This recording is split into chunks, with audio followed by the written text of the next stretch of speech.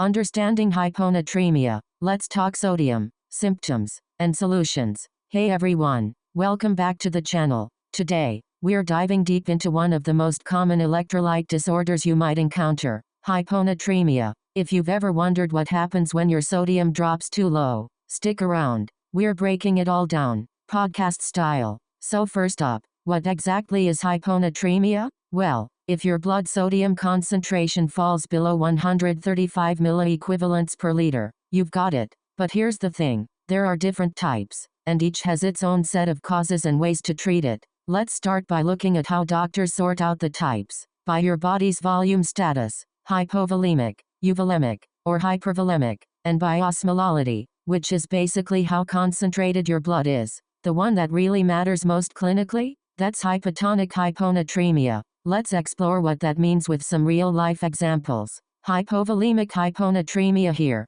The problem is you're losing both sodium and water, but losing more sodium overall. You could see this with kidney issues like diuretics, especially thiazides, or problems like salt-wasting nephropathy, non-kidney causes like vomiting, diarrhea, burns, or even sweating buckets. What's happening? Your body, sensing that you're running dry, starts holding on to water via ADH, but you're not getting enough sodium, so you end up diluted. How do you fix it? The main approach is giving normal saline, that's 0.9% sodium chloride, tackling the volume issue and turning off that ADH response. But heads up, do not fix this too fast, or you risk damaging the brain. Osmotic demyelination. And if the problem is something like adrenal insufficiency, you'll need to replace those hormones too. Think hydrocortisone or fludrocortisone. Euvolemic hyponatremia. This is when your total body water is up, but your sodium's still low, most often thanks to SIADH,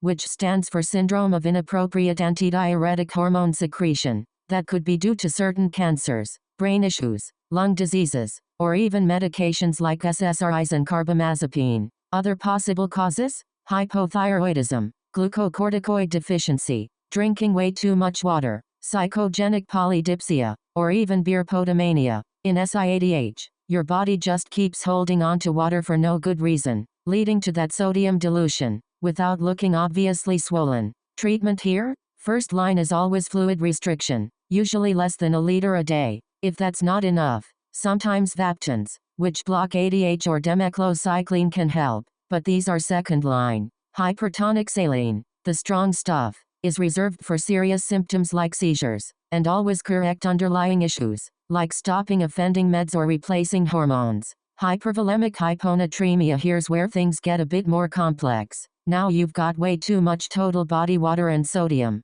but water is winning the race. Common culprits: heart failure, liver cirrhosis, nephrotic syndrome, or advanced kidney disease. Your body senses low blood flow and responds by holding on to even more water. Classic feedback loop. How do we treat it? Restrict both fluid and salt. Use loop diuretics to get rid of excess water, and very occasionally, try Vaptans. But the real key is to deal with the underlying disease, whether that's boosting heart function or managing liver issues. Other types. Quick aside, sometimes you'll see pseudo-hyponatremia, where sodium looks low on paper but your blood concentration's actually fine. This happens with really high lipids or proteins. And sometimes it's hypertonic hyponatremia, like in severe hyperglycemia. Fix the sugar, and sodium comes up as well. Universal principles for management: always keep an eye on how fast you're correcting sodium. If it's a sudden and severe drop with symptoms like seizures, you may need to raise levels by about 4-6 points in the first 6 hours using hypertonic saline.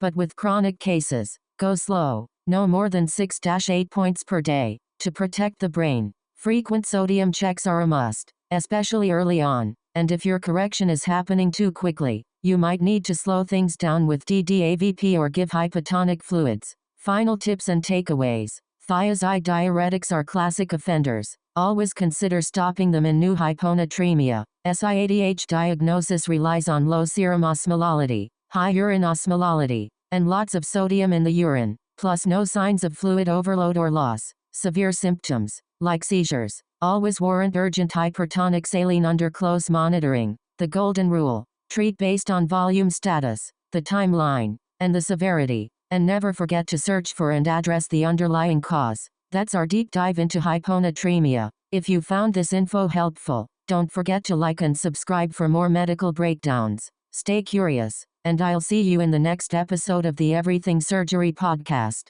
Dissect the extraordinary.